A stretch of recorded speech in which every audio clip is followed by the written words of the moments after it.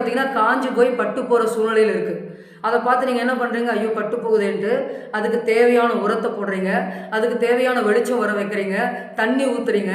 அப்போ என்ன ஆகுது, அது வேரூன்றி அது மறுபடியும் என்ன ஆகுது, வெளியே அந்த தண்டு வெளியே வந்து அதுக்கப்புறம் துளிர் விடும் பார்த்தீங்களா, அதுதான் உயிர்ப்பிப்புன்னு சொல்லி நம்ம பார்க்குறோம்.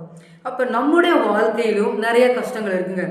எனக்கு ஏன் தான் இந்த பிரச்சனையோ, எனக்கு மட்டும்தான் இந்த பிரச்சனையா, எனக்கு மட்டும்தான் இந்த கடன் பிரச்சனையா, இந்த கடன் பிரச்சனை எனக்கு கழுத்தை நெருக்குது, நான் இருக்கிறதா சாவதானே தெரியலன்னு சொல்லி எத்தனையோ பேர் புலம்பிக் கொண்டே இருக்கும். அடுத்தது பார்த்தீங்கன்னா வாழ்க்கையில் நிறைய தோல்விகள், நான் எடுத்த காரியமெல்லாம் வெற்றி பெறவே இல்லை, எப்போது பார்த்தாலும் தோல்வியாகவே இருக்குது, நஷ்டத்திலே நான் வாழ்ந்துட்டுருக்கேன், நான் என்னதான் செய்கிறதுன்னு தெரியாமல் திக்கு தெரியாமல் தவிச்சிட்ருக்கிறது. யாருமே எனக்கு உதவ மாட்டேங்கிறாங்க, என்னை வெறுத்து ஒதுக்குறாங்கன்னு சொல்லி தனிமை உணர்வுனால பாதிக்கப்பட்டு இருக்கிறவங்க. டாக்டர் சொல்லியிருப்பாங்க நீங்கள் 2 மாதம் தான் உயிரோட வாழ்வீங்கன்னு சொல்லியிருப்பாங்க.